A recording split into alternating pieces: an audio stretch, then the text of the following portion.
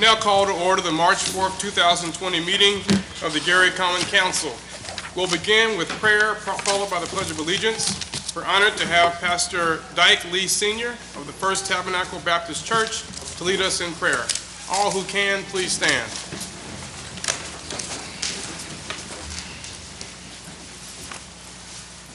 Let us bow our heads.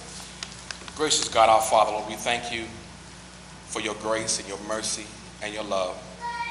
Lord, we thank you that you allowed us to assemble once again. First of all, we give you honor, we give you all praise because you are worthy.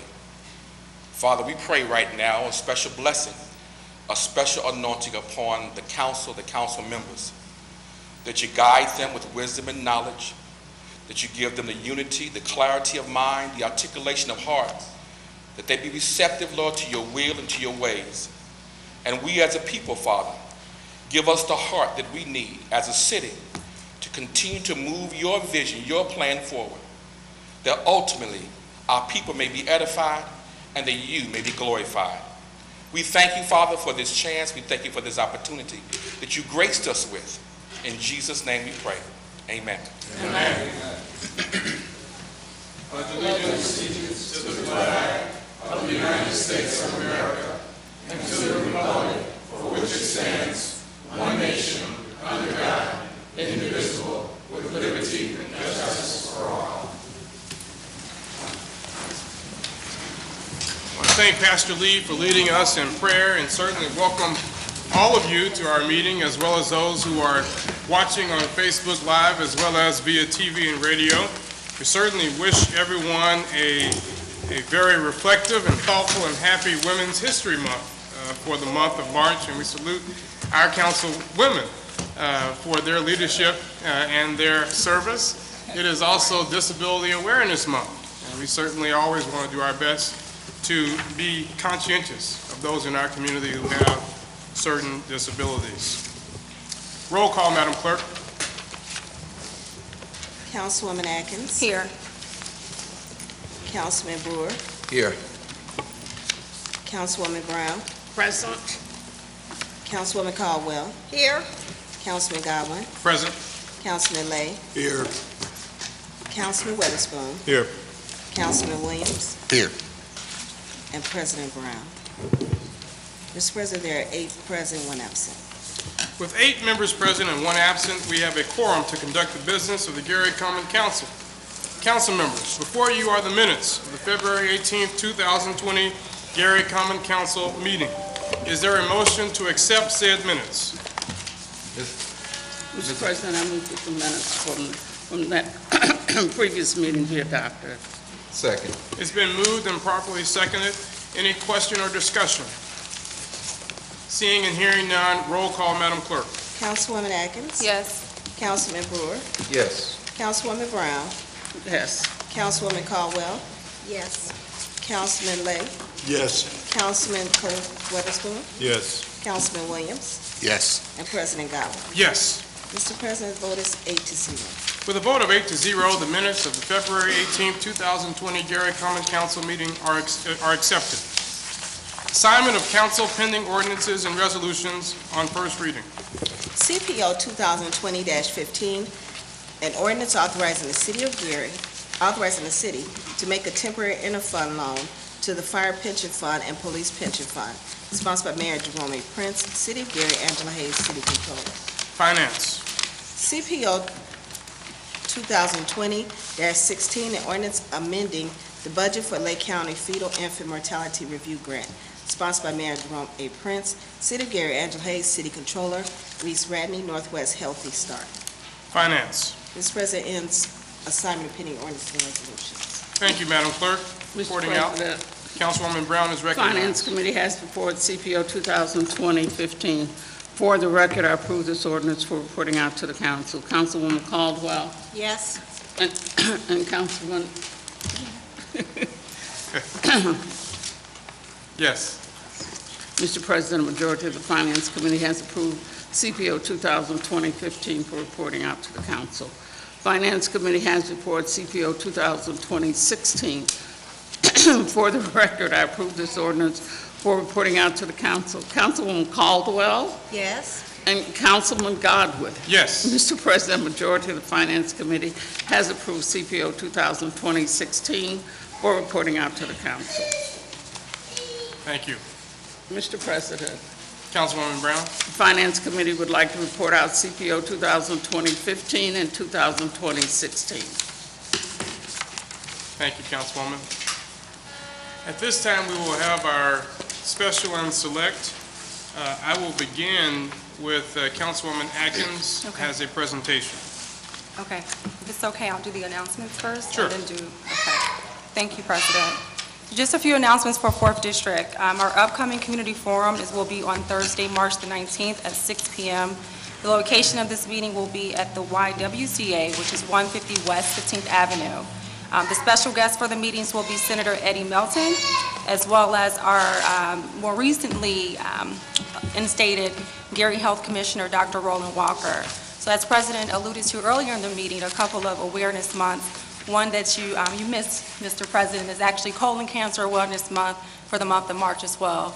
So during that meeting, Dr. Roland will be giving an overview in terms of this preventable cancer if early detected. So I hope that you guys can come out. And it's open to all residents. You don't have to be a 4th District resident only to attend. The planning for the Small Business Bazaar for the 4th District has started to take place. This event will be April the 4th. The location is pending. However, this is an opportunity to network within our community and also learn about the varying businesses that are viable within our own neighborhoods. So we are looking for sellers of services and or goods. If you are interested in participating in this event, please reach out to my administrative assistant, Ms. Karen Lane. Her contact number is 219-881-1315. And again, that is for all small businesses. If you have a seller of goods or services interested in participating in the Small Business Bazaar, which will take place April the 4th. Last, I want to give a congratulations to a West Side grad, Ms. Dana Evans. If you guys followed Dana when she was playing a couple of years ago in the area, Dana now is a junior at the University of Louisville. And recently she was named the ACC Conference Player of the Year. So I am a fellow Fisher kid. I played under Coach Fisher as well as Dana did. So we definitely want Dana to know that her city is proud of her, and we look forward to the future with her basketball skills. So now, if it's okay, I will do the Student of the Month. So as always, as we started this initiative in January, the purpose of it is to help engage the community, and then also to give our young people an opportunity to engage from a civic standpoint as well. Someone told me I should say this. When I was actually a kid, I remember watching Councilwoman Brown, as well as then was Councilman Prince, who was on the council when I was in high school. And so I remember looking at these events and seeing one day possibly I can sit in this seat. And so it's an honor to be able to sit with both of them in this platform. And so I think us utilizing this tool to get our students involved and seeing that we are recognizing them, maybe one day it will put a light inside of their head that they can too come up here and lead their city as well. So I'll go to the podium for the Student of the Month for March.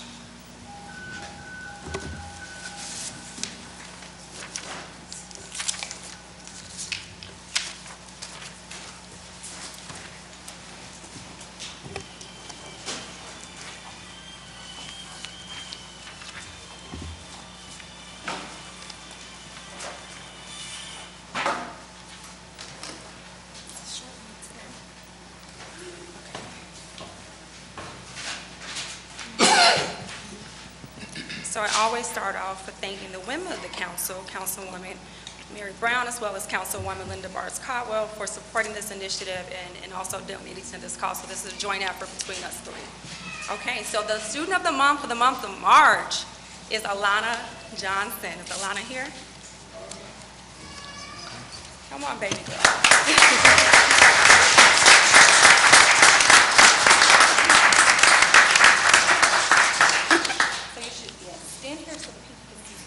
So Alana is a second grader at Banneker Marquette.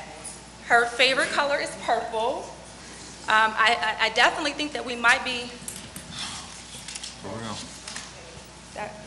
We'll get this to you. Let me finish the presentation. Thank you. Okay. So I definitely think that we might be looking at the next civil rights leader here, because her mom told me that she enjoys to read, specifically books about Dr. Martin Luther King. So maybe you're our next civil rights activist within the city of Gary. I also asked her mom to give me something to describe Alana. And so one thing that she did tell me that might get me a little emotional was that Alana is like no other child. Her wisdom is everything.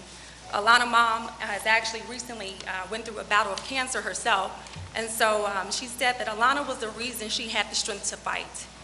When she lost her hair, Miss Alana reminded her mom of her pure beauty every day. So Alana is selfless. She shows compassion and is always worried about the needs of her younger brother and sister. So Alana, I would like to present this award to you, and I want you to know that we are very proud of you and the work that you've done in your community and being a help to your mom, and we want you to keep up that work, and if there's anything that we can do to continue to help you prosper in your career as a student and further, you please make sure you reach out to us, okay?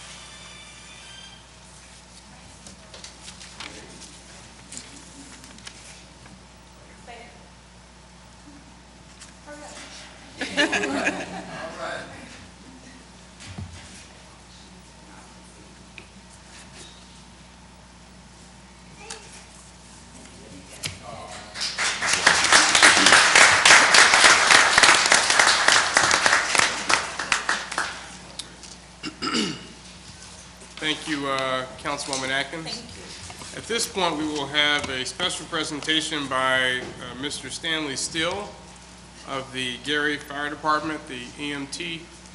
Will do a presentation.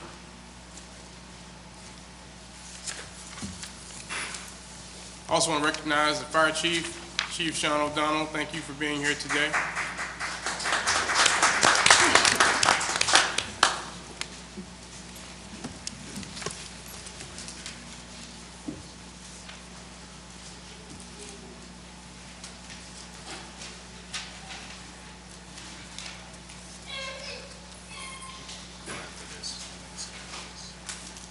Good evening, Council. Good evening. Mayor. Stand here, some of our paramedics on the GFD. It's a pleasure to stand up here and introduce them tonight. I know they want to speak a few words, so I don't want to get into their time. But the EMS division is one of the 4 divisions in the fire department. It's a very busy division. It's my busiest division in the fire department. Like I said, I have 4. They show a lot of compassion and dedication on all the calls they handle for the citizens of Gary and those customers that pass through our city on a day-to-day basis. They average about 16,000 runs a year. That's a lot of calls that they out there handling day in and day out. They get their fair share of abuse too from people. It's a real important job that we have. They're a big part of the department, as you know, and I just heard the sirens a minute ago going past here, so I'm thankful to have them. It's a pleasure to be able to introduce them tonight, and I'll let them say a few words, what they'd like to do. Thank you. Thank you.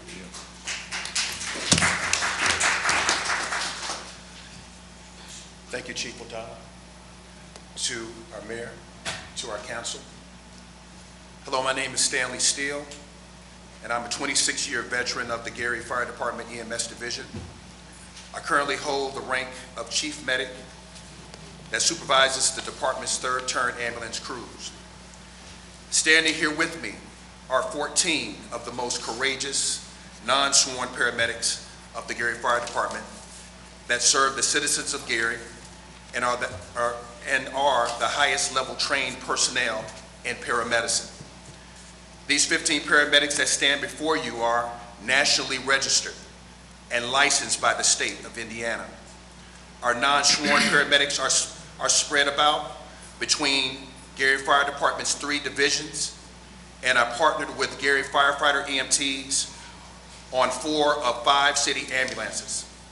EMTs are the lowest trained medical professional in the field and certified through a 120-hour classroom instructional, which allows them to serve on a basic life support level. Paramedics serve as the highest trained medical personnel outside of the hospital setting with a mandatory 1,200, 1,500 classroom hours, continued education training, and skills that are so advanced that they begin mobile intensive care skill sets to the streets. Paramedics operate under the license of their medical director and able to administer medicines, perform life-saving airway management, recognition of life-threatening cardiac emergencies that require advanced interventions.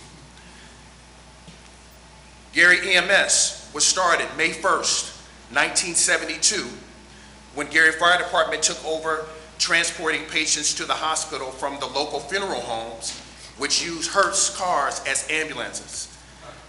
Ambulance personnel at that time only had the lowest level of training as first aid providers, in which their response was simply load and go.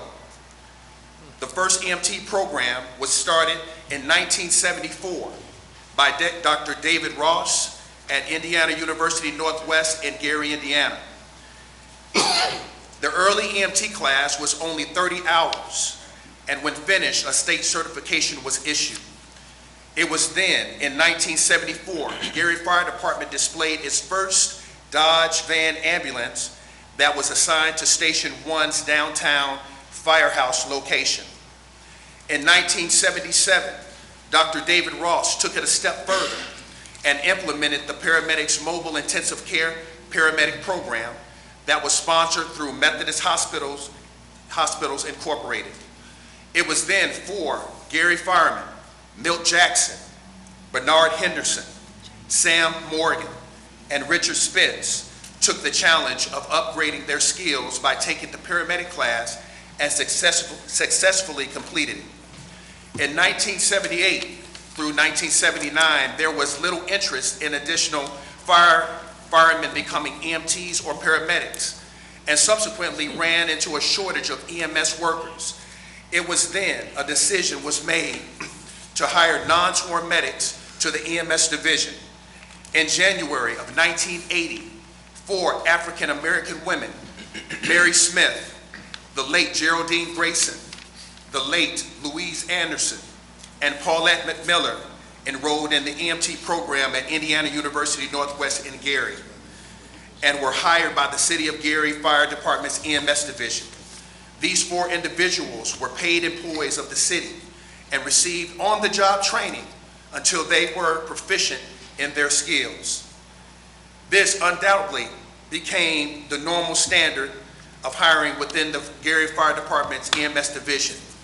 Gary EMS has been legendary over the years of having the most experienced and well-trained EMTs and paramedics in the world. After receiving education, training, and experience in the city of the Gary EMS division, you can honestly go to any city within the United States and work under any circumstances that's faced. We are proud of Gary EMS division and its 48 years of existence, and we're prepared to carry on the legacy.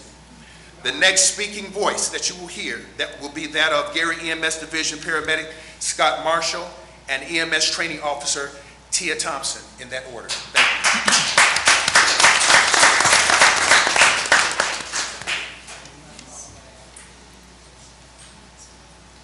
Hello, everyone, and good evening.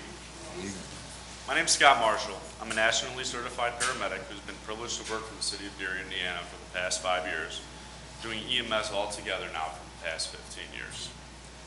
While Chief Medic Stanley Steele explained a little bit of the history of the EMS division and the difference between EMT and a paramedic, I'd like to take a second to explain where we are today in March of 2020. If you looked at all of Gary Fire Department's members, and there's approximately 183 total members of the Gary Fire Department today, you see there's 15 non-sworn paramedics working in the EMS division with approximately 168 firefighters. We, the 15 non-sworn paramedics, are some of the highest trained members of the Gary Fire Department today. We're trained to the highest standards in both emergency medicine in the pre-hospital setting, as well as fire suppression. So if you took the 15 sworn members and divided it by its 183 total members of the Gary Fire Department, you'll see that we make up just 8% of the total population of the Gary Fire Department. And although we are very low in volume, at just 8%, what we do for the city is far from low in volume. In 2019, we're proud to say we, the non-sworn paramedics, ran an average approximately 79% of the total call volume for the Gary Fire Department. In January of 2020, we averaged approximately 76% of the total call volume for the Gary Fire Department. And if you compared us to cities such like Indianapolis or South Bend, you see we do a lot or far more with far less resources. So if you ask, can anybody just become a paramedic or firefighter? The answer is yes, to a certain degree, as long as you meet the qualifications and pass all the stringent testing. Anybody can be taught to be a firefighter or paramedic, just like you could teach anybody to dribble or shoot a basketball. Just because you teach somebody to do something doesn't mean they're going to excel or be great at it. The individual or the person being taught needs to have a pride in what they're doing to succeed and to do well at it. The individual needs to be dedicated. The individual has to have perseverance and to practice to be perfect.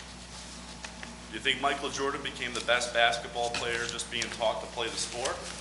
Or do you think he was dedicated and took the pride in himself to be the very best at the sport? These certain qualities cannot be trained or taught. You can't train somebody to have integrity. You can't train somebody to have compassion. You can't train somebody to be empathetic. These qualities need to be instilled within someone. Qualities that I believe, and I'm proud to say, each one of the non-sworn paramedics standing here today, and those that aren't here, have for this job and the service that we're privileged to provide for the city of Gary and the Gary Fire Department. Again, although very low in volume at just 8% of the total population of the Gary Fire Department, the EMS division does over 75% of the total call volume. We present these numbers today because we just want you to know how we're very proud of what we do for the city of Gary and how hard we work.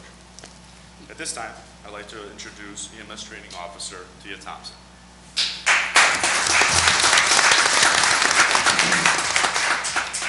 Good evening, everyone. My name is Tia Thompson, and I am the EMS Training Officer for the Gary Fire Department. I have been employed here for 28 years. You've heard from Chief Medic Stanley Steele and Paramedic Scott Marshall. Standing over there are some of the proud and highly trained paramedics that provide excellent advanced life support care to the citizens of Gary. My job here on the Gary Fire Department is to train and provide continuing education to all the first responders, EMTs, and paramedics that are employed on the Gary Fire Department. This group of elite and prestigious paramedics are here to make sure the citizens of Gary receive the very best professional pre-hospital care in the city of Gary. In conclusion, we the paramedics have worked very hard to become registered, national registered, and Indiana licensed paramedics and take pride in being paramedics on the Gary Fire Department. Thank you so very much for listening to us, and thank you for allowing us to introduce ourselves to you.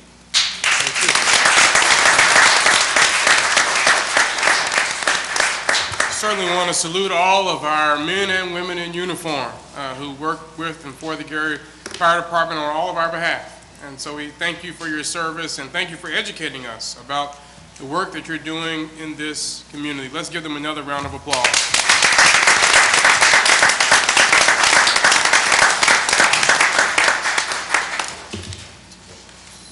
This time we have a presentation from the Committee for a Gary CBA.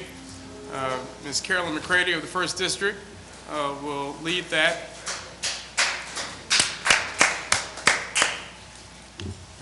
Good evening, everyone. Good evening, Council and Mayor Prince. And thank you very much for allowing us to have a few minutes of your time, Councilman. My name is Carolyn McCready, and I am a resident of the 1st District and also a member of the Gary Committee for a CBA, and I wanted to give the Council, many of you who voted for the CBA ordinance last December, an update on what's happened since that time. Several weeks ago, several members of our committee met with Mayor Prince and several members of his team to discuss the CBA ordinance as it stands now, and also the memorandum of understanding that was negotiated during Mayor Karen Freeman Wilson's term in office. I'm here to say that we had a very good, interesting, and robust meeting with the mayor and his team. And I just wanted to let you know that we look forward to a very robust and transparent and productive continuing conversation about the implementation of the Community Benefits Ordinance and also the Memorandum of Understanding. So right now I'd like to introduce another member of my committee, Reverend Emmett Mosley. Thank you. Thank you, Council President, and to the Mayor. I would just like to say this.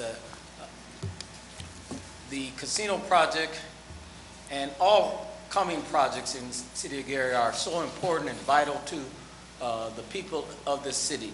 The only way that this community can be sustained is the fact that people have jobs. And we've been at negotiations over projects for many years here in the City of Gary, all over Northwest Indiana. And I could say that if it's in writing, then we need to adhere to it. The City of Gary has ordinances that talk about what should be pursued in terms of the amount of jobs, especially when it involves government money. It involves agreements that have been made with entities that are moving into this city. And the casino project is a large project. And I just encourage you to go by there. I'm not 5 minutes, I'm 3 minutes away. And I go by there on a regular basis. And the one thing that's missing is Gary residents. And like I said, I've been involved with many projects over the years. And if you do not monitor, not saying that contractors and entities are bad, but the bottom line is if you do not monitor those sites, then you will lose out.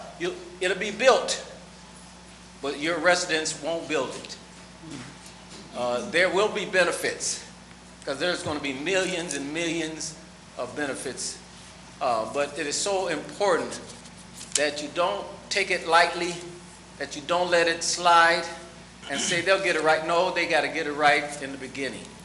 I only know one project that has met the guidelines of ordinances that the cities have done in Northwest Indiana, and that was the building of the Central High School in East Chicago, where 50% of the jobs went to East Chicago residents. And the only way it's going to happen here in Gary is that it has to be monitored, and we have to work together to make sure that our folks benefit from this building of this facility, and that it transform and change lives. It can and it will if we monitor it. Thank you so much. Thank you, absolutely. And I just want to say that I certainly support what you're doing. I know that Councilman Brewer and I had meetings just a few weeks ago with your organization to talk about implementing the MOU. And of course, I was taken aback when I found out yesterday that the MOU had been rescinded. No notification was given to me, or I don't think any other council member, of that fact. So I look forward to figuring out what the next plan is for that, because I agree with you that where there is no oversight, there won't be any implementation of the ideals that I think we stand for in terms of hiring locally and ensuring that that is done. Any other council members for special and select? Yes. Councilman Williams is recognized. The 6 districts community forum will be Thursday, March 26th at 6:00 p.m. at the Blind Social Center, 4955 Broadway. We will have special guests there, Nicholas Elliott from the 2020 census, our Mayor Jerome Prince, Arlene Colvin, Chief of Staff, Arlene Hayes, Controller, Marinetta Barber, which will be is our Director of Board of Public Works and Safety, and of course Trent McCain, which is our corporate counsel. The topics of discussion will be the 2020 census and also the closure of the railroad crossings within the 6th District. Everyone is welcome, so please come out and attend. Thank you. Councilwoman Brown is recognized. Thank you, Mr. President. I received a call today from Michelle Robinson, and she wanted me to be sure to make this announcement tonight that Cause for Paws Gary will be hosting its monthly pet food pantry on Sunday, March 8th. It will be at the Gary Police Station parking lot, 555 Polk Street, Gary, Indiana, from 9 a.m. to 1 p.m. The pantry is for qualified low-income residents that receive the following support: food stamps, Section 8 housing, hot lunch program, Medicaid, SSI disability, unemployment benefits, VA disability benefits. Residents are highly encouraged to register online by Friday, March 6th for dog food, cat litter, and spay and neuter services. And that's www.causeforpawsgary.org. And the 3rd District Community Organization will hold our first community meeting for 2020 on Monday, March 9th at 5:30 p.m. It will be held at the New Fellowship Baptist Church Fellowship Hall, 1545 Waite Street. The time is 5:30 p.m. Our guest speakers will be our own 4th District Councilwoman Ty Atkins, and we will have representatives from the 2020 census. So please come out and join us. This will be our first community organization meeting that we've had since last year. So, as I said, this is a new location, so for those people who are expecting me to say Towson Pavilion, it's not going to be at Towson Pavilion. It will be at New Fellowship Baptist Church Fellowship Hall, 1545 Waite Street, and the time is 5:30 p.m. Thank you, Mr. President. Thank you. Did I say, you know, I'm sorry, I'm reading from this, and this is not correct. That's all right. It says New Fellowship, it should be New Friendship. New Friendship. Okay, New Friendship Baptist Church, Fellowship Hall. I'm sorry. Thank you, Ty. Thank you. Councilwoman. Councilwoman Barnes Caldwell is recognized. Good evening. The 5th District will hold our first community forum Monday, March the 30th at 5:30 at the Community Health Net Center, 3503 Martin Luther King Drive. Our special guest will be Deputy Commander Tyrone Douglas of the Lake County Police Department. And we are having our meeting March the 30th because this starts the National Drug and Alcohol Facts Week. And so that will be our subject. All are invited, especially our teams. I'm looking forward to seeing you come out and get the shatter the myths about drugs and alcohol. Also, mark your calendar, Citywide Block Club Luncheon. All are welcome. Saturday, April the 18th at 11 o'clock. Lunch will be served at 11. Promptly at 11:30, the meeting starts. The location will be the Library and Culture Center, 220 West 5th Avenue, Gary, Indiana, in the community room. You can call the Urban League to RSVP 219-887-9621. Come to the meeting to socialize and register your block clubs. Thank you. Thank you. Mr. Councilwoman President, Atkins. just one more announcement. I think we should make residents aware of Gary Aviation Day. You're okay with me? So Gary Aviation Day is actually next Friday, March the 13th. So the information is actually listed on the Reimagine Facebook page. But it is Friday, March 13th from 9 a.m. to 1 p.m. at the Gary Chicago Airport. The event is free. You can register with the Eventbrite link, which you probably can find out by just searching Gary Aviation Day 2020, or you can call 312-883-6383. And it says During that particular time frame, the students will be able to do airport facilities tours, flight simulators. They'll get some information related to aerospace challenges, then also have an opportunity to speak to local colleges and employers about future STEM pathways, which I think is very important, and also find out about career opportunities as it relates to aviation and aerospace as a pathway for employment. So that is some good information to also let residents know about. Again, that is next Friday, March 13th, from 9 a.m. to 1 p.m. at the airport. Thank you, Mr. President. Thank you. Councilman Weatherspoon is recognized. Yeah, thank you, Mr. President. I just want to announce also that we will be having our second district community meeting. That will be on March 21st, Saturday, March 21st at 11 a.m.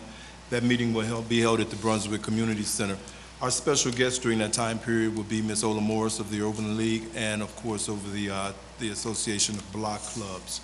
In addition to that, we will also have representation there from the AARP. Also, second announcement I'd like to make also is that on March 30th, we will have our second meeting of the Arts, History, and Culture Committee.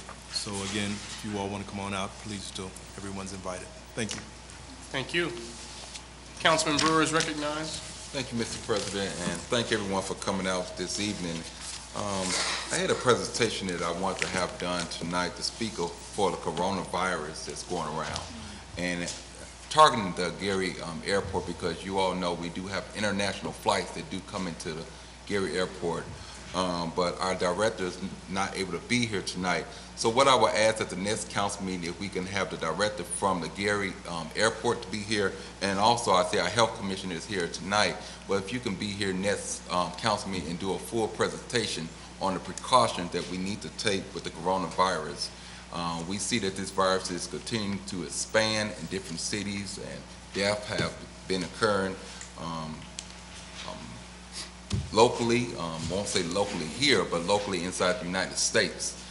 We want to be prepared as much as possible. We have our fine men and women of the fire department, paramedics that's here, and we thank you all for coming out, and we just appreciate everything that you continue to do inside our city. But, Mr. President, I want to go back to something you said earlier. You said something about it had been rescinded, the MOU had been rescinded back. Can you go into that, because I'm not aware of anything? Neither am I, other than it was rescinded, so I would turn to the rescinder. Mayor Prince, do you have any comments about that? No, sir. Okay, so no comments. Okay. So we'll talk offline, and we'll talk offline about the MOU also, too, to see where we're at with that. All right, thank you, Mr. President. Thank you. Any other members for special and select? Mr. President, Councilman Lay is recognized. because of the length, excuse me, because of the length of my questions around the State of the Union address, maybe I can do that when we get to the end, when the mayor speaks. Any other members for special and select?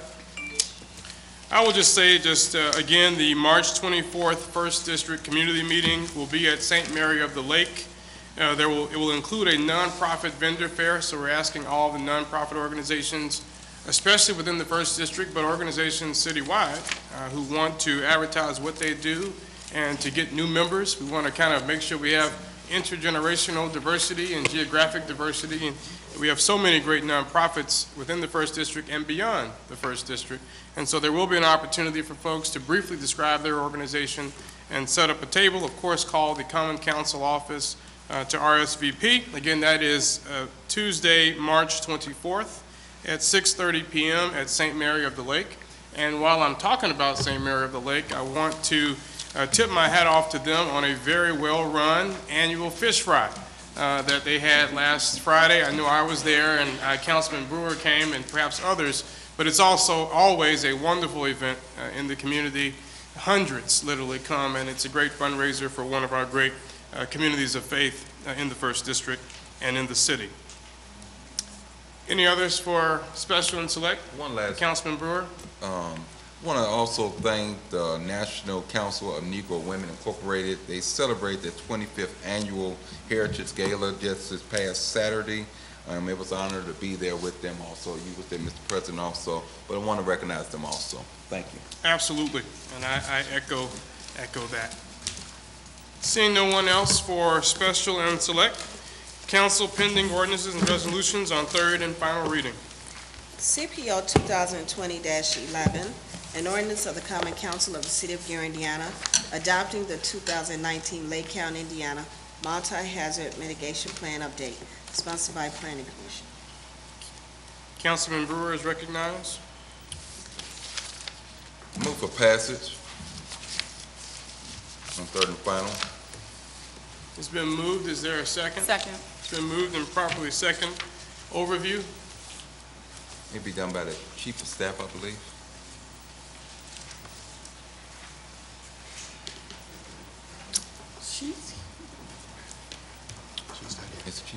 Is the chief? Okay.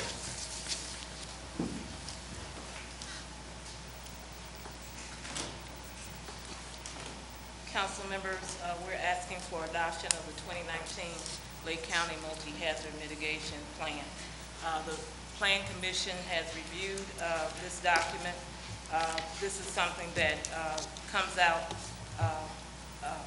annually and is updated regularly, which is really what I'm trying to say. And I'm asking that the council actually approve it.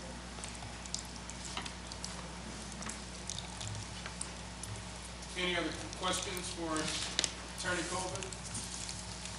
Mr. President, was there any major changes or anything made? Because I know we had continued this a couple of meetings there. So was there any changes or updates that we need to know about? As I understand, well, I don't believe that any were referred to the law department, so I'm not aware of any major changes.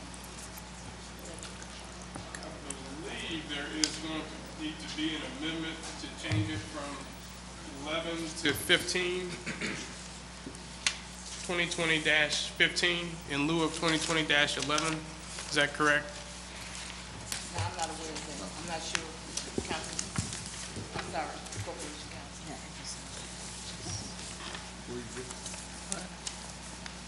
Hey, I may be of help. I don't. Councilman Lay is recognized. That's not correct. 2015 deals with the Okay. fire and pension fund. Are you referring to the ordinance number? I mean, is that what he was? It's being changed from a resolution to from an ordinance to a resolution. That's true.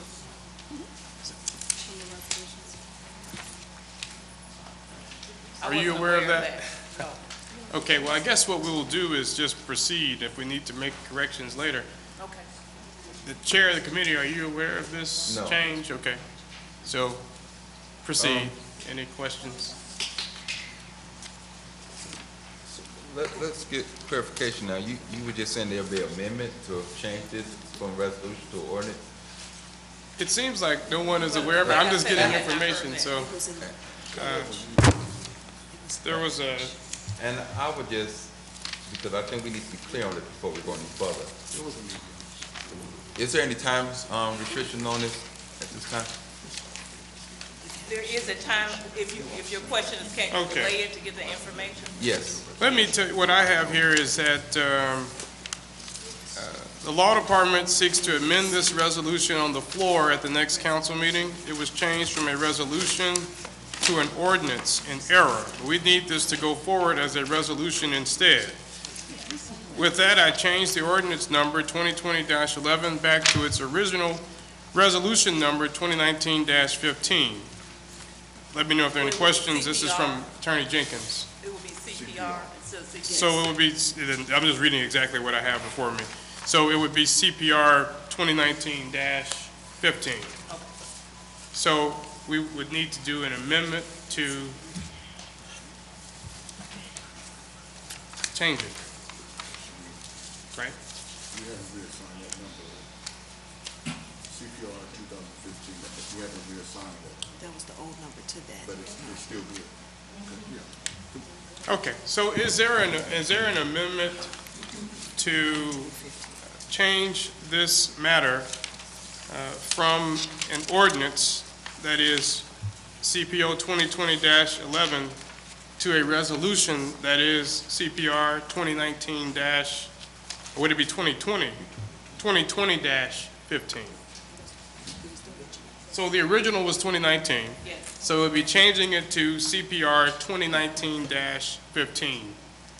Is there a motion to amend this matter as aforementioned? Point of order. Point of order is recognized. You already have council pending ordinance 2020-15. You can't change it to that. Resolution 19. No, I thought it was changing from a resolution to an ordinance. From an ordinance to a resolution. Okay. Mr. President, Councilwoman Atkins is recognized. just as a member of the planning committee, I would want to make sure that we are clear in terms of, I knew when this resolution was first presented to us in January, it was presented as a resolution. And then it changed to this ordinance number that we have here. So I wouldn't feel comfortable until I understand the clarity in terms of when the switch happened and the reason for it being an ordinance now and then going back to a resolution.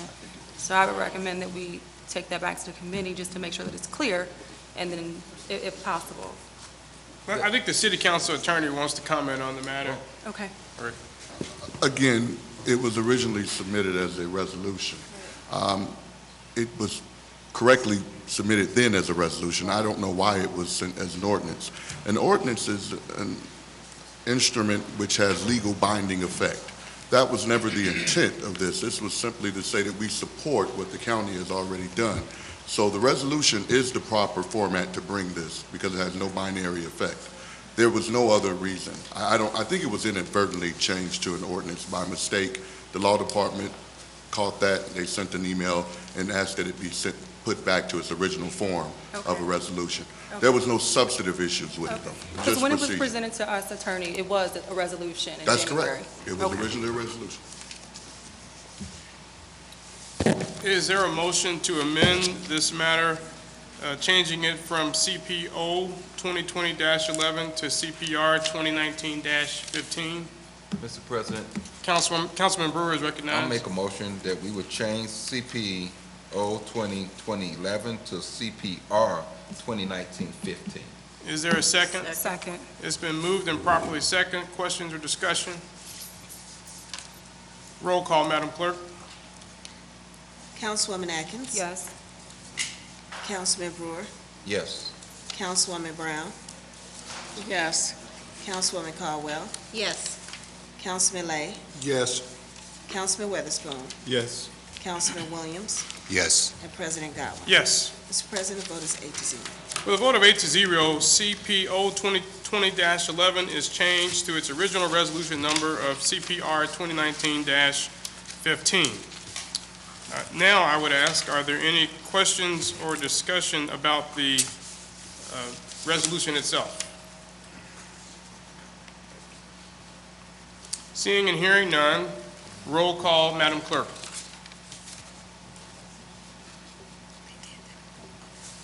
Councilwoman Atkins? Yes. Councilman Brewer? Yes. Councilwoman Brown? Yes. Councilwoman Caldwell? Yes. Councilman Lay? Yes. Councilman Weatherspoon? Yes. Councilman Williams? Yes. And President Godwin. Yes. Mr. President, the vote is 8-0. With a vote of 8-0, CPR 2019-15 passes and is so ordered. CPO 2020-12, an ordinance approving the reorganization and renaming of various executive departments of the City of Gary and amending salary and operating budgets in connection therewith, sponsored by Mayor Jerome Prince, sitting here. Mr. President. Councilwoman Brown. I move the CPO 2020-12 be moved back to the Finance Committee. Second. It's been moved and properly seconded. Any questions or discussion? Seeing and hearing none, roll call, Madam Clerk. Councilman Brewer is I recognized. thought that I had seen where this was going to be pulled from the agenda. Did that change? That was 13. 13? Okay, I'm sorry, wrong number. 13, please. Councilwoman Atkins? Yes. Councilman Brewer? Yes. Councilwoman Brown? Yes. Councilwoman Caldwell? Yes. Councilman Lay? Yes. Councilman Weatherspoon? Yes. Councilman Williams? Yes. And President Godwin. Yes. Mr. President, the vote is 8-0. With a vote of 8-0, CPO 2020-12 is referred back to committee. CPO 2020-13, an ordinance amending Chapter 2 regarding jurisdiction of the Gary City Courts, sponsored by Mayor Jerome Prince, City of Gary. Thank you. We have a memo from the Chief of Staff requesting that this ordinance be withdrawn from the agenda. Is there a motion to withdraw CPO 2020-13? Mr. President, Councilwoman Brown? I move the CPO 2020-13 be withdrawn. Second. It's been moved and properly seconded. Any questions or discussion? Seeing and hearing none, roll call, Madam Clerk. Councilwoman Atkins. Yes. Councilman Brewer. Yes. Councilwoman Brown. Yes. Councilwoman Caldwell. Yes. Councilman Lay. Yes. Councilman Weatherspoon. Yes. Councilman Williams. Yes. And President Godwin. Yes. Mr. President, vote is 8-0. With a vote of 8-0, CPO 2020-13 is withdrawn.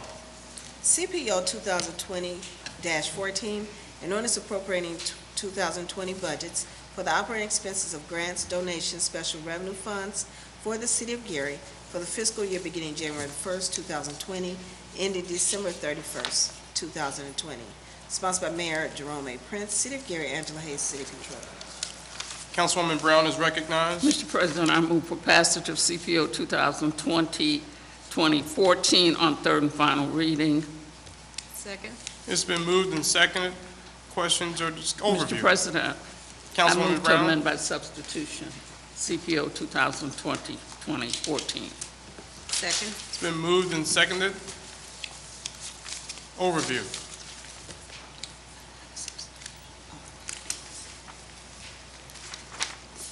Good evening. Good evening. CPO 2020-14 is an ordinance that establishes budgets for Fund 233, which is the Landfill Post-Closure Fund, Fund 271, which is a JPIT Landfill Management Fund, Fund 325, which is the Lake Michigan Coastal Program Fund, and Fund 845, which is the Green Urbanism Fund. All of these particular funds are funds that are used by the Department of Environmental Affairs and Green Urbanism. They are used, the funds are used to actually manage the landfill, the closed landfill. Fund 325 is a fund that actually establishes a budget for the Lake Michigan Coastal Program. And Fund 845 actually is funding from air quality fee permits. So I'm asking that the budgets be approved. Questions from council members? Comments? We now have our open for public portion, so is there someone who would like to speak on CPO 2020-14? Seeing no one, public portion is closed. Roll call, Madam Clerk. Councilwoman Atkins. Yes. Councilman Brewer. Yes. Councilwoman Brown. Yes. Councilwoman Caldwell. Yes. Councilman Lay. Yes. Councilman Weatherspoon. Yes. Councilman Williams. Yes. And President Godwin. Yes. Mr. President, the vote is 8-0. With a vote of 8-0, CPO 2020-14 passes and is so ordered. Mr. President, ends pending ordinances and resolutions on third. Thank you, Madam Clerk. Council pending ordinances and resolutions on second reading. CPO 2020-15, an ordinance authorizing the City of Gary to make temporary interfund loan to the Fire Pension Fund and Police Pension Fund, sponsored by Mayor Jerome A. Prince, City of Gary, Angela Hayes, City Controller. Mr. President. Councilwoman Brown. Mr. President, I move for passage of CPO 2020-15 on second reading, with the Finance Committee meeting on Tuesday, March 10th at 5:30 p.m. and a public hearing on March 17th. Second. It's been moved and properly seconded. Any questions? Seeing none, roll call, Madam Clerk. Councilwoman Atkins. Yes. Councilman Brewer. Yes. Councilwoman Brown. Yes. Councilwoman Caldwell. Yes. Councilman Lay. Yes. Councilman Weatherspoon. Yes. Councilman Williams. Yes. And President Godwin. Yes. Mr. President, the vote is 8-0. Councilwoman Brown, can you restate when that meeting will be? Yes, it will be Tuesday, March 10th. Is that not a good day? It That may is not a be. good day, is it? I'm sorry, okay. All right, I need to change the date. Okay, no problem. We No appreciate problem. it. Sorry. All right.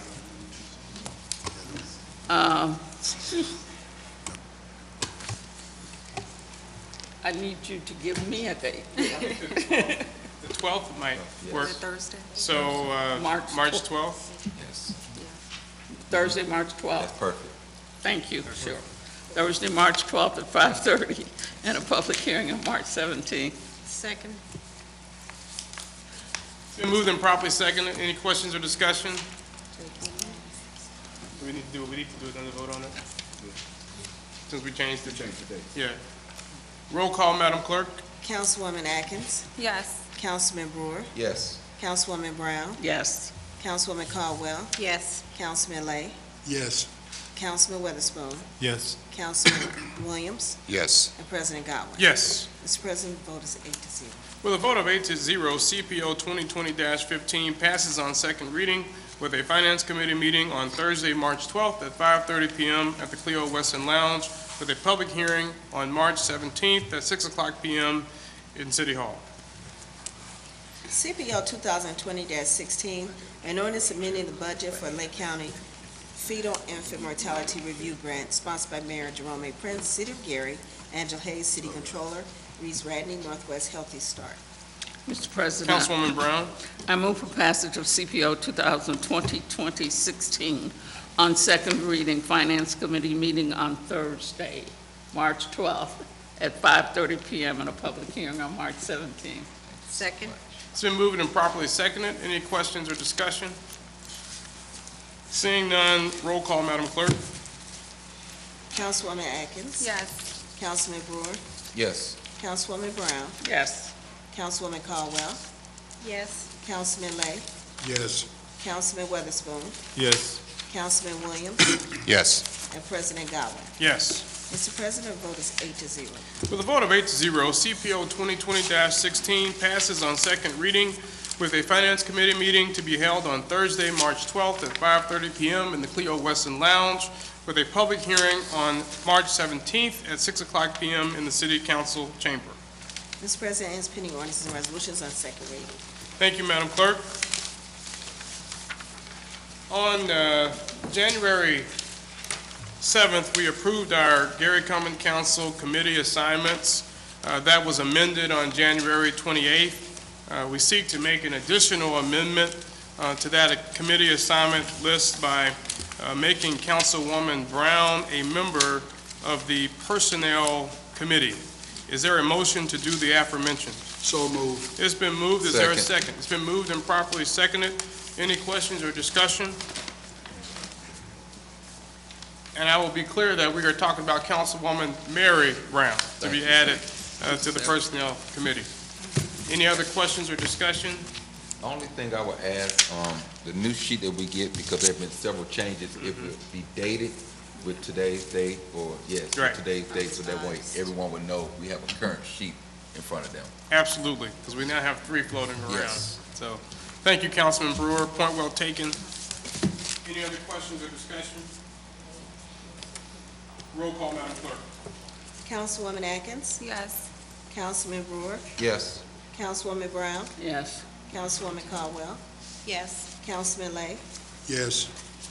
Councilman Witherspoon, Yes. Councilman Williams, Yes. and President Godwin. Yes. Mr. President, the vote is 8-0.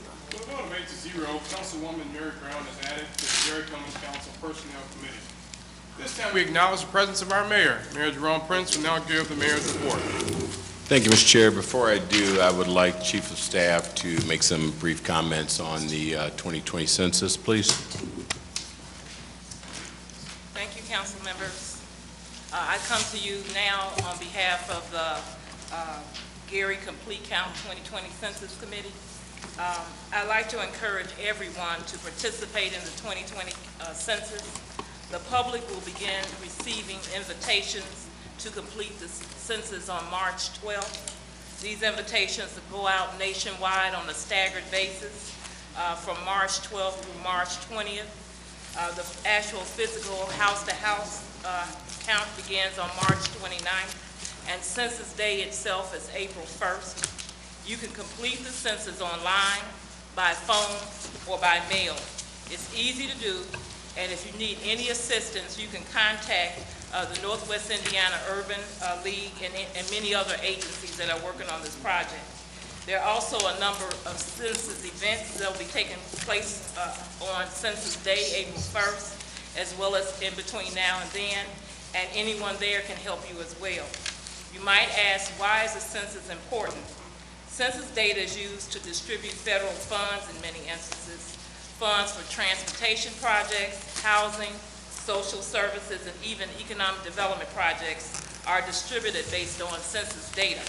Additionally, developers often use census data to determine the best locations to build and expand businesses. They need to know how many people live in the city to make their best business decisions. The Complete Count Committee encourages the citizens of Gary to complete the census forms and to return them. And I'll use our tagline, I count, you count, so be counted.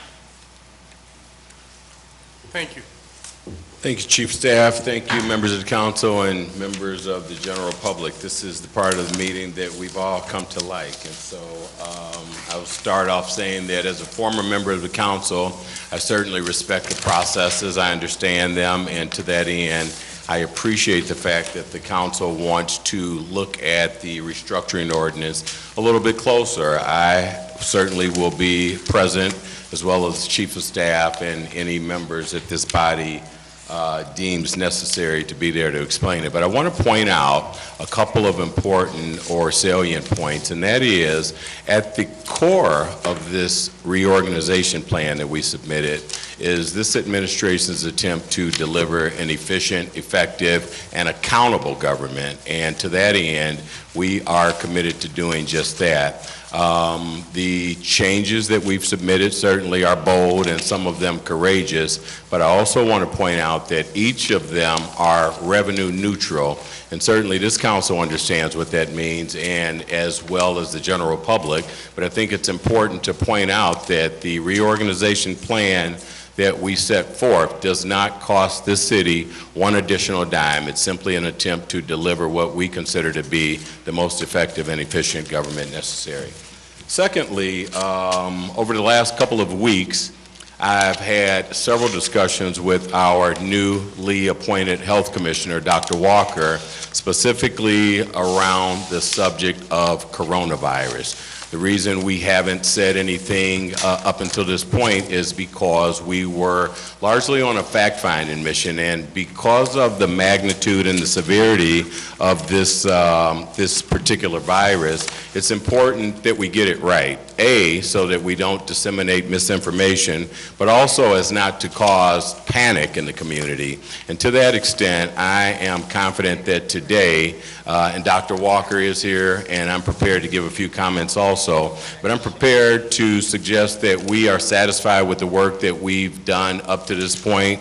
There certainly have been collaboration amongst all the entities and agencies responsible for disseminating that accurate information. Many of you, or all of you, actually should have received a fact sheet about it this evening, as well as one was left for the general public outside on the podium. But yeah, for the last few weeks, you know, as I said, there's been a lot of discussion about the coronavirus, and everyone is absolutely concerned. As the mayor of the city, my team feels it important to get, as I said, the most accurate and available information to our residents. Coronavirus is just like a flu. It is the flu. It's a general name for a range of viruses like the flu, sometimes with a strain that develops within a family of viruses that will be harder to treat and will get a great deal of media attention, as this one has.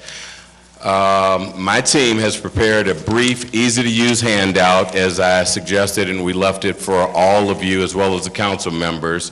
We are also will post this information on Facebook and social media. It's important to understand, and especially for the public to understand, that we are in constant contact with the health department, with our health commissioner, with Methodist Hospital, with the CDC, as well as the state, to make sure that we have the most up-to-date and accurate information in order to share that with the public. There is finally no way to predict if and how Gary will be affected with COVID-19. We have not had anyone to be tested in this area up to this point. The state of Indiana and the CDC will direct a lot of the processes in getting people tested. Also, we have an emergency preparedness team that we've assembled who is constantly in contact with the health commissioner, Methodist Hospital, as well as the CDC in order to, again, share the most accurate and up-to-date information. And if this council will, just for a moment, I've asked Dr. Walker to join us to share perhaps a little bit more specific information from a medical perspective. Thank you. Thank you. Dr. Walker of the 1st District, to be specific on that. Well, good evening, everybody, and thank you for having me here today. More than happy to answer a couple of questions. We could be here all night talking about this virus. But the important parts to share with you today is that the simple things that we can do to make sure that we don't spread the virus, from person to person.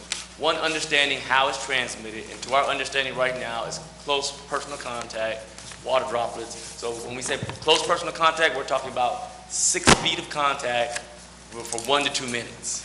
Okay, so if you're in a room with somebody within 6 feet, 1 to 2 minutes, you can transfer the virus. Okay. Secondarily, simple things that we can do: washing our hands, soap and water, at least 20 seconds. Also, if you're going to use a hand sanitizer, should have at least 60% alcohol in it. Now, those are simple things we can do. Now, as I was driving down the street today, I saw multiple times, I saw people with masks. And really, the masks that you're seeing are not protective, and in some ways can be more dangerous. So the mask, so the general public would not need to wear a mask. A mask would be given to either somebody who has the virus to prevent them from transmitting it, or also healthcare professionals caring for somebody with the virus or potentially having the virus. The state health department is trying to ramp up having test kits available so that if we needed to test somebody that was symptomatic, and there's a whole algorithm you would go through to decide whether somebody needs to be tested or not. And most significantly is, have they had contact with somebody who has had the disease? Have they had foreign travel to some of those hot spots? We're familiar with South Korea, we're familiar with China, we're familiar with Italy. We have been fortunate enough so far where we have not had a positive in Gary, Indiana. We haven't had the test yet, and we've also been fortunate that as of yet we haven't had a positive in the state of Indiana.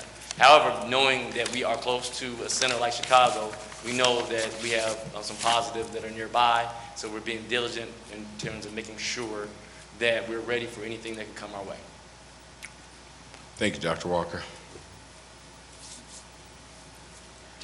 Thank you, Mayor Prince. Questions for the mayor from council members? Councilman Lay is recognized. Yes, a little hoarse. Mayor, I'm going to speak to this State of the Union because I previously asked you about it. I received a communication, maybe a couple of, maybe over a week ago, from your Director of Communication. It appears, and this is not that important, but I need to bring it up though.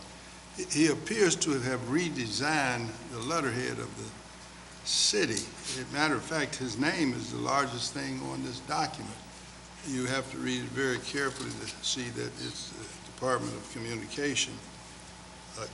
It also was sent to the council, which is somewhat confusing because I'm going to paraphrase. It's asking for $5,000 as a sponsor and $1,000 as a sponsor. I got a call from a council member that had been on the council for some time and asked me what did it mean.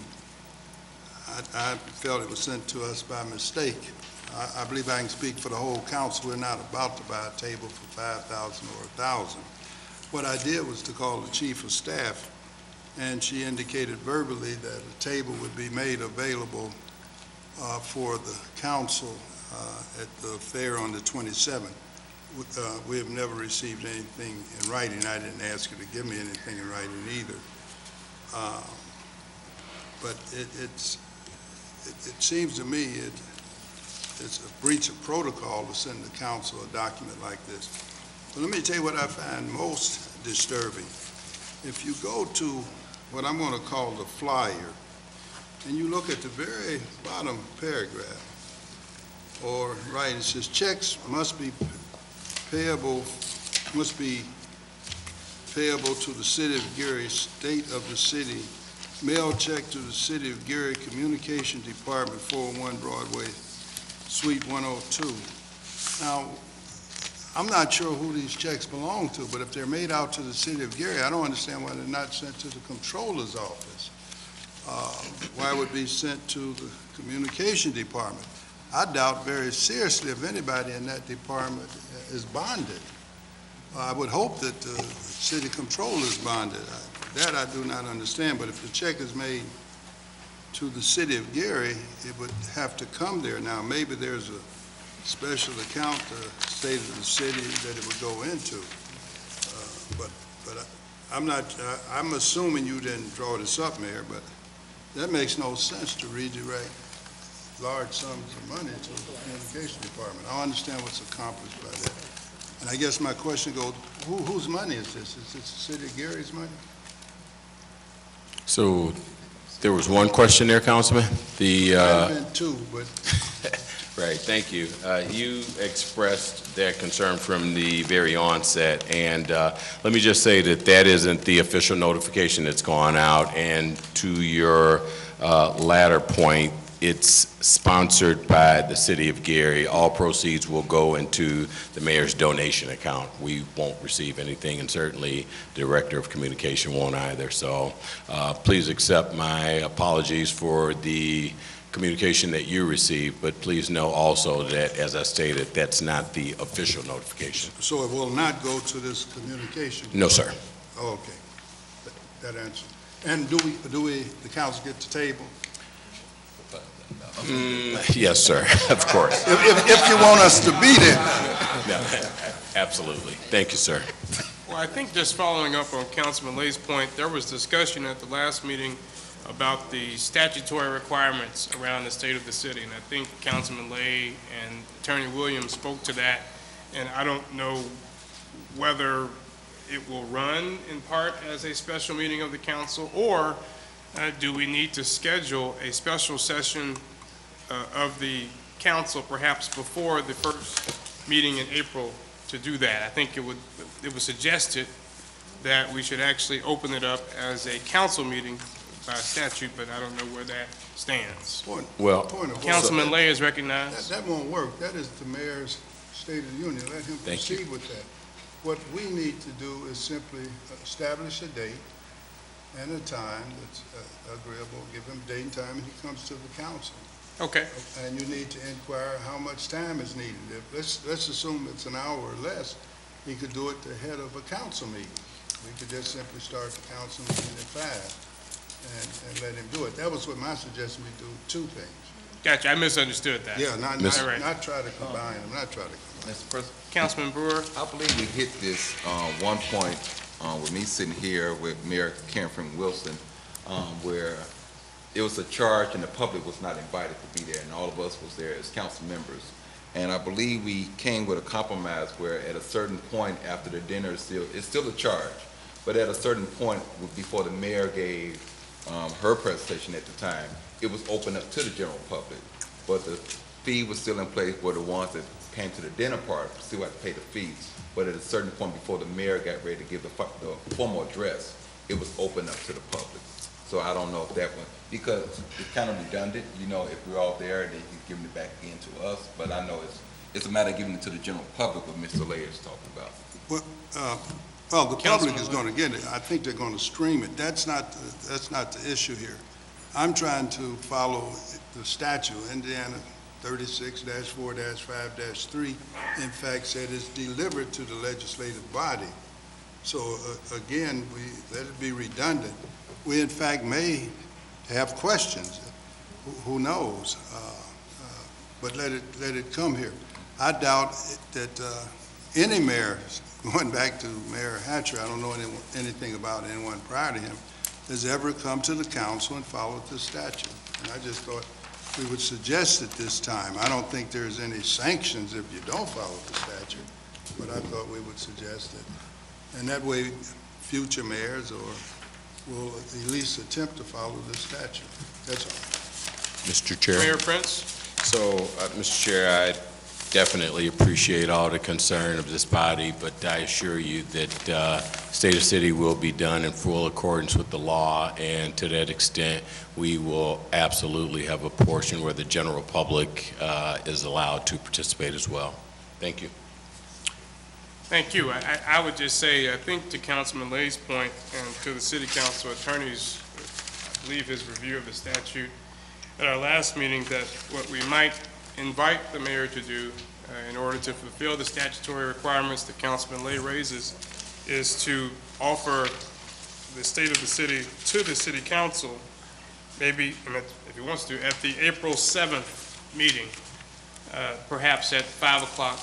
And then we will have that as a special meeting of the council and then roll into the 6 o'clock meeting. I'm just putting that out there. I don't know whether that works with your schedule or that's something you desire to do, but the statutory question has been raised, and so perhaps there will be an opportunity to do that on April 7th. I'll confer with the chief of staff and the mayor after. Mr. Chair. Mayor Prince is recognized. So again, I guess I'll reiterate the response that the state of the city will be done in full accordance with the law, and this council will absolutely, as well as the general public, have an opportunity to participate. Thank you. Thank you. All right. Any other questions or discussion from members of the council? I have a question about this MOU, and I know it's kind of time is of the essence in that construction is happening right now. I was a little taken aback when I was told by some, I think, disconcerted citizens that it had been rescinded.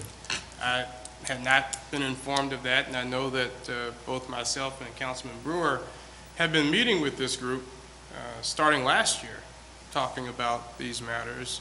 And so I just want to make sure that if there are going to be proposed changes to the community benefits agreement that was already passed into law or a new MOU drafted, I think it would be appropriate if the council were involved in that, or at least aware of it, because we certainly get the citizen concerns around it. So I'm hopeful that we'll get an update with all deliberate speed, not how they meant it in the Brown decision, of course, because that wasn't too speedy, but with all deliberate speed, so that we'll be able to have a clear roadmap of how to go forward with that, with the essence of what the former MOU stated.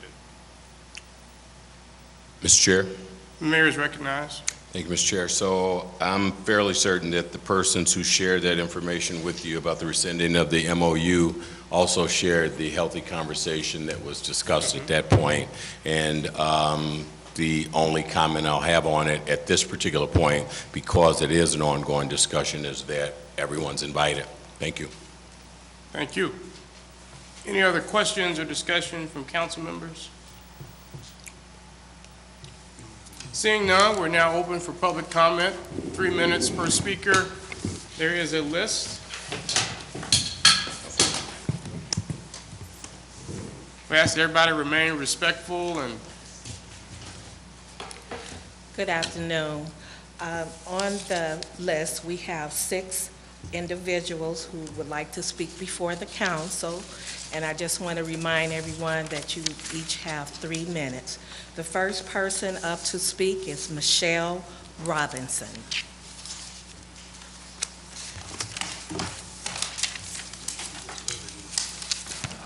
Good evening, council, mayor. Again, my name is Michelle Robinson. I am the proprietor of Clean Paws Mobile Grooming Salon, and I'm also the founder of Cause for Paws Gary, a 501c3 nonprofit animal welfare organization. Thank you, Ms. Brown, for making the announcement about the upcoming pet food pantry on Sunday, March 8th, from 9 to 1 at the Gary Police Station. We will be available to assign residents up that are qualified low income for spay-neuter services. And why is that important? At this time of the year, in March, you're now seeing an explosion of dogs and cats in the city. You're seeing packs of dogs running the city, loose in the community because people haven't gotten their dogs spayed or neutered for one of two reasons. One, they don't understand why spay and neuter is important. It's important because it saves lives. It stops the spread of disease through fighting. It also stops dogs from wandering away from home. A couple days ago, I almost hit a dog running with a pack of dogs. They get in these packs, they're males, unaltered, they're running all over the city. They get into fights, they get lost, they get hit by cars, they get eaten by coyotes. So another issue is that affordability. A lot of people don't get their dogs and cats spayed or neutered because they can't afford it. We are a spay neuter assist group through the state. You can get your dog, you can sign up for a spay neuter voucher for $25 if you're a qualified low-income resident. If you're not a qualified low-income resident, there are other avenues to get your pet spayed and neutered at a low cost under $100. The issue that we battle every year is street cats, and you may not know what a street cat is. It's called a feral cat or a community cat. These are cats that have at one time either been someone's pet, been turned out in the street because they didn't want it, or the cat was peeing or fighting or whatever, and they threw the cat out unaltered. 4 unaltered cats in 4 months can turn into 24 cats. That's a lot of cats. And that's only in one community. We have been working diligently throughout the city, and it's a never-ending battle. But all it takes is to get one community of cats spayed and neutered, and it stops it. You cannot eradicate stray cats because they are part of the community. What you can do is make them a working part of the community by having them spayed and neutered and vaccinated. It cuts down the fighting, and now it makes them a working member of the community where they're now hunting vermin and cutting that vermin population down in our city. And why is that important?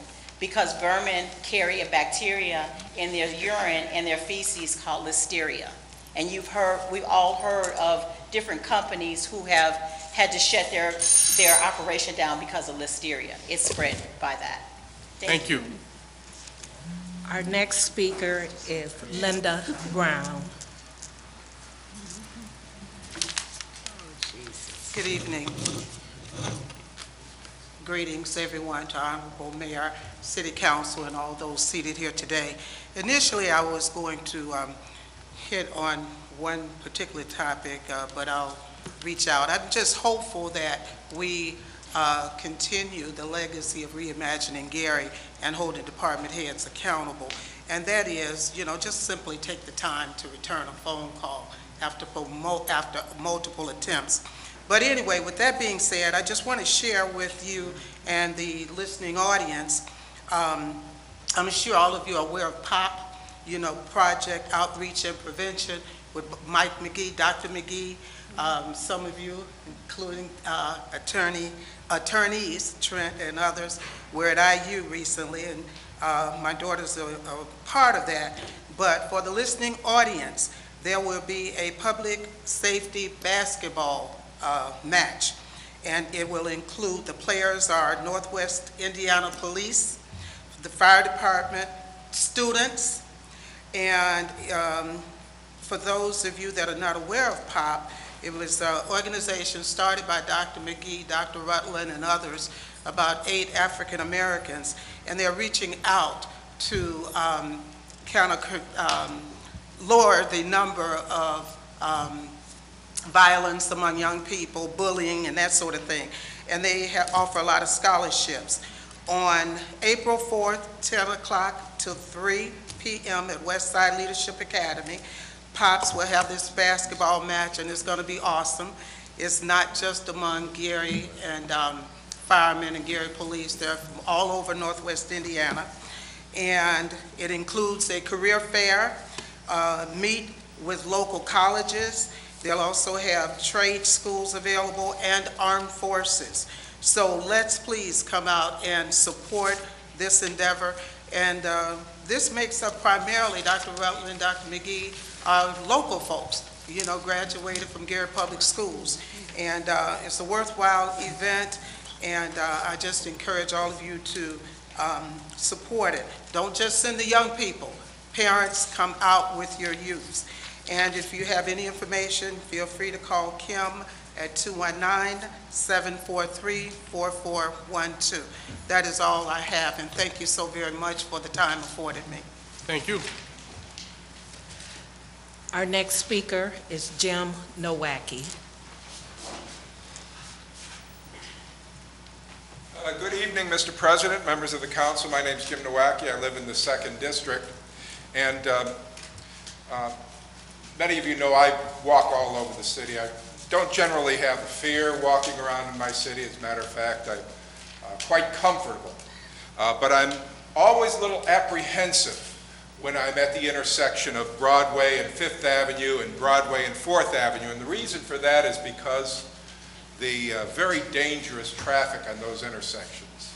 You will not find a downtown area with a high-speed, one-way traffic right-of-ways right in the downtown areas. You will not find that in any city. And we know earlier this year there was a horrible accident. A Carmoose truck hauling a load of lime about 9 o'clock at night had been roaring through the downtown area and at Broadway, had gotten into an accident, had turned and did flips, and it was a terrible mess. Now, there is absolutely no reason for a Carmoose lime hauling truck to be boring through downtown Gary at a speed that, in case of an accident, would do flips and create horrible damage in that accident. There's no reason for it. I know that when I cross that intersection myself, at least 9 out of 10 times I'll hear the jake brakes of one of those high-speed trucks being applied just at Broadway. I know I have to stop and I wait, not just for the light to give me the permission to cross the intersection, but I have to wait for those high-speed trucks to actually come to a stop because they run that intersection on a regular basis. Now, some of this is perhaps the case of not applying the law to those lawbreakers, but some of it is by design. We've designed a downtown area that is impossible to develop commercially. Impossible. And the state did it deliberately. The state put the signage, put all the traffic control, did it in a way that absolutely prevents our city from developing and encouraging business in our downtown area. I do not want to see another accident at Broadway, at 5th Avenue. Perhaps I'm hoping against the facts, but I know that if we want to see downtown change, we're going to have to do something about that traffic pattern. We're going to have to make sure the state converts those streets back to two-way traffic, and I would also like to see enforcement, particularly for these high-speed, very dangerous trucks that are creating this nuisance. Thank you. Thank you. Jason Breeze. Okay. Our next speaker is Jerry Lockhart. Okay. Our next speaker, last speaker, will be Michaela Spangelberg.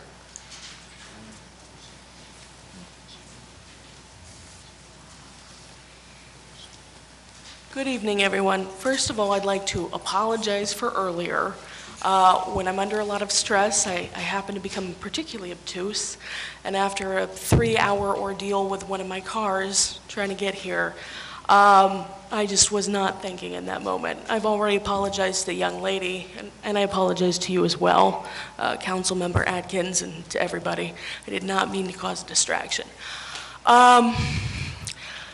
I am very encouraged to hear so much talk about accountability, particularly as Mr. Mosley pointed out earlier, having people be accountable and parts of the government be accountable is very important, you know, for keeping everyone honest. We need checks and balances. And an integral part of that is transparency. And that's despite, all the difficult kind of complexities of government. Good government is generally transparent. And that's kind of why it also is accountable. That's an integral part of that. In terms of, I've spoken before about the need for an independent civilian review board regarding the police. It's still a desperate need. It's still not an addressed need, and there's still a great demand and a great need for it.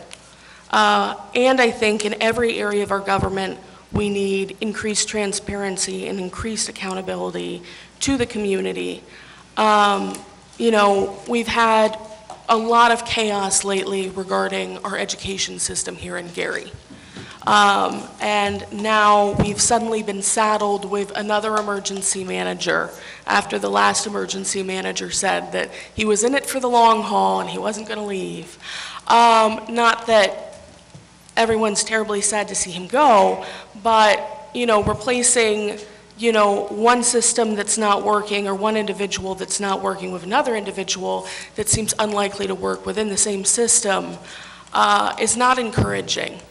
The history of MGT hiring people who are coming off of, apparently being fired or resigning and then suing regarding losing their job, or people who aren't qualified and then paying them large sums of money, cutting out the things that we actually need, like schools and facilities and repairs and academics, and focusing all the money over and not paying down any of the interest on the loans, adding to the principals of the loans.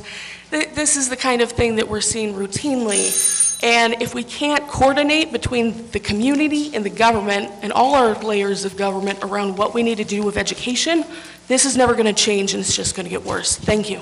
Thank you. That concludes. I did have two requests that I omitted. I see Attorney Colvin is there. There's two things I'd like. One, if possible, I know this may take a little time, if each district council person could have a breakdown of the registered businesses in their district, I think that would be very helpful for a lot of us. I know some of us want to kind of get our business community more engaged, so if they could break down that data by district or even roughly, I know it's probably a little complicated with the various zip codes and so forth. I would personally like that, and when you get a chance, we would appreciate that. And secondly, I'd like to request that the Director of Human Resources notify the council by the next council meeting of any employee who is not in compliance with the residency ordinance passed by this body. Did you get that, Attorney Colvin? All right, thank you very much. Is there a motion to adjourn? So move, Mr. Chair. It's been moved, we stand adjourned.